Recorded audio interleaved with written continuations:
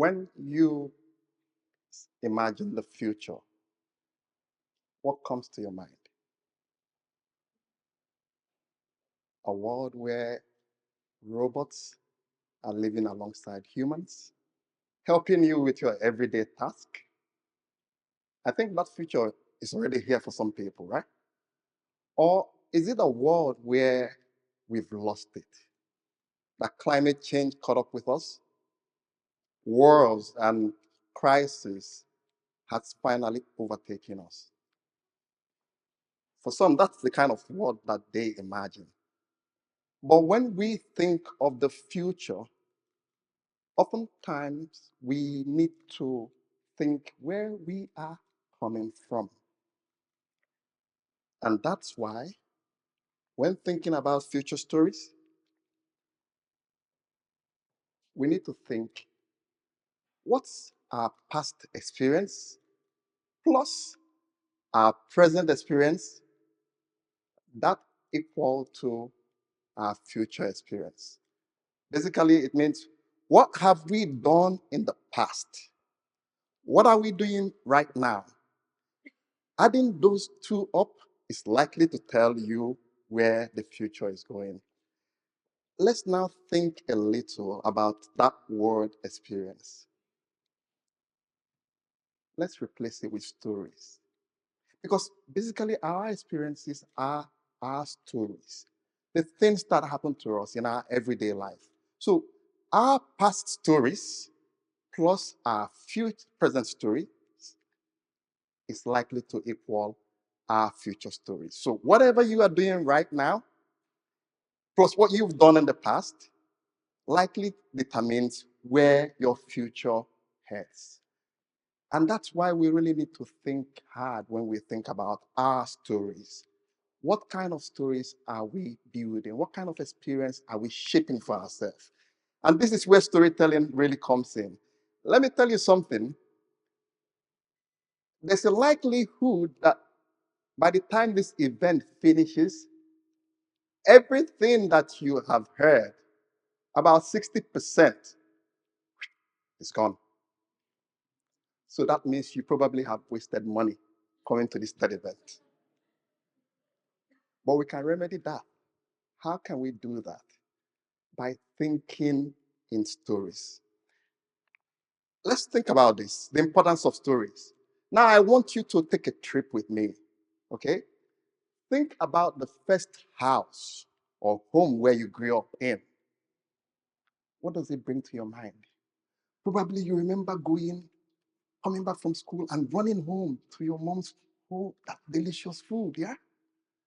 Or a very nice, warm house where the family atmosphere is nice, right? What that does to you now, it took you somewhere. We traveled. That is the power and importance of storytelling. If I also ask you to think about your math teacher, I think I see a lot of faces going like, right? It takes you somewhere. You remember someone who probably you liked a lot or you didn't like. And that's how storytelling impacts us. Storytelling has the power to pull emotions. It has the power to connect us to people, build empathy. And that's why, for us to remember the things we learn, we have to think in stories. We have to say things in stories. And in that way, we have that memory to retain things. We keep things in our mind. But now, let's go a bit deeper and more technical. I designed this tool that helps in bringing out storytelling as a tool to communicate effectively. I call this the origin story loop strategic planning. So that means if you are planning your future, we need to think about certain things: our past stories or experiences, our present experiences or stories. Then we think about the future. How do we make that work here? Oftentimes, when we think about the past, we go, okay, hey, what have I done with myself in the past? I've done this, I've failed here, I've not gone good here. And we want to improve that, right? So oftentimes we need to do like a review to improve. And that's why that arrow there shows on the top a two-way system where we review and improve. We review, we improve. Okay, let's take that a step further. What about when we try to improve and keep repeating that process? We get somewhere, right? We get better, we improve, but it doesn't take us that far. So, how do we make it work? We need to do three things. We need to review, improve, and repeat the process. When we do that, what happens is we now set our path on the optimal way. If you look at that chart, what you would see is when we follow one of that process one way, yeah, we get somewhere, we improve. But what that is a short time improvement. It takes us to a certain point where we are good, but it doesn't place us on this strategic lane where we get to the best part, what I call the origin story loop. We'll talk about the origin story loop in a bit. But think about this process in a way that for us to think about our present situation, what am I doing now that I could improve on? What have I done in the past that I could learn from? How can I add both of these to shape the kind of future that I want for myself? When we continue repeating this process, what happens is we set ourselves on that path. And that means we might have to think what we need to do to implement storytelling into our lives. And how do we do that? I say this, that there is one spot where no one can compete with you. That is your origin story loop. That point is where we want to achieve. That's our goal. And when we keep thinking of how we implement this, we do not need to think what the next person is doing that I can do the way he is doing, but we try to be ourselves. We are original, authentic. We are at this point where we are doing something that we love that no one could do better than we do. But what does that mean? It means we need to always look at that process of reviewing, improving, and repeating the process.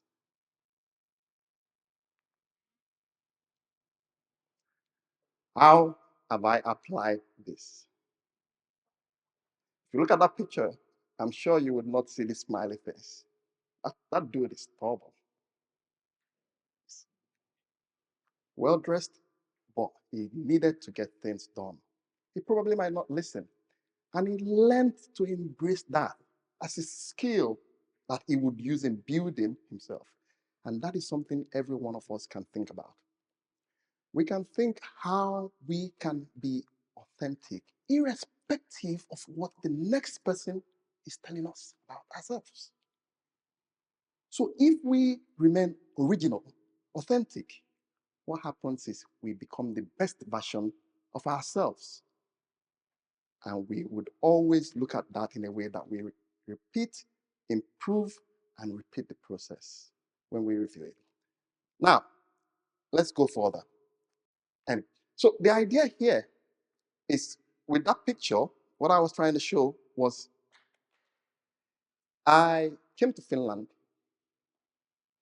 from Nigeria. And if you think in the picture how that struggle was happening with the men there trying to push, trying to fight, to a lot of people, that might be very scary. That might be very worrying. But it was an environment where I grew up and I appreciated it. It was rough. We played football on the streets. We didn't have fields where we would go designated for football. We played football where cars were going about. And how did we do that? The car is coming. You step aside, and you better watch for the next, you know, for the next man to be faster than you, because the idea is you embraced play, you embraced being yourself. But thinking about that and moving to a country where it's cold, dark. And when I arrived in Finland and I asked, hey, how can we make it better here? How do I get the best of myself? How do I make this happen? And everything I was hearing was, not here. It wasn't going to work. It's too cold. People come here just to stay and go. And people let that determine the process in which they make decision. They made their decision based on the fact that, hey, it's not going to work. How far would that take you? So I thought to myself, what can I do? Rather than dwell on the negatives, I started talking to people in ways that, how can we solve these problems that we have here? What can we do? How do we grow to become the best versions of ourselves? And what happened in the process was I met a lot of people who said, this wasn't going to work. It's not happening here. But in the process, I met also a lot of people that were willing to say, come, let's sit down, talk, and find solutions to our problems. Of course, sometimes we do not know the solutions to these problems. But the idea is that as long as we are willing to try, irrespective of what the past was, we wanted to determine the future. And it led to we forming an organization called Integrate. And what Integrate does is we come together and we speak about things that affect the immigrant communities, the laws that are passed, how can we be the best versions of ourselves, how can we grow. And in the process of doing this, I met a lot of people that were willing to say, let's try to shape a beautiful future. And that has led me to this point. And the goal of this is, I'm going to play a little game with you now. I like to play this game with my students or people on my workshops. It's hard to play with you now because it needs you to communicate with me. But I'm going to try to help you picture this. What I have here in my hand is a ball. It's squishy. It's a globe with maps on it.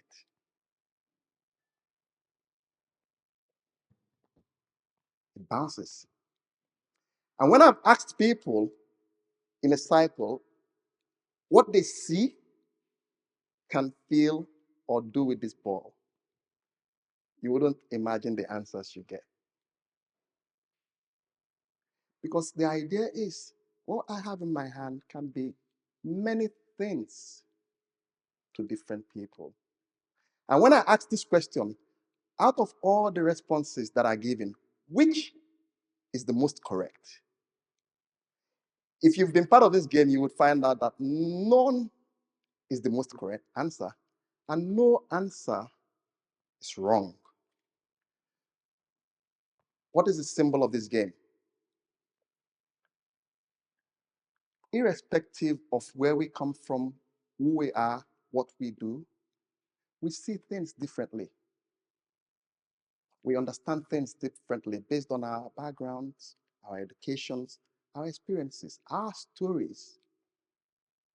So we always have to think, can I see what he or she is seeing and still be agreeable? Because in order for us to build our future stories, we need to find ways to create harmony, even when we have differences in ideas, in thoughts, in way of life, in culture, in sexuality, and every form of living. When we start giving room for these kind of communications, for these kind of talks, what happens is we start forming harmony, and then we become the true versions of ourselves, able to communicate what we feel and how we see things.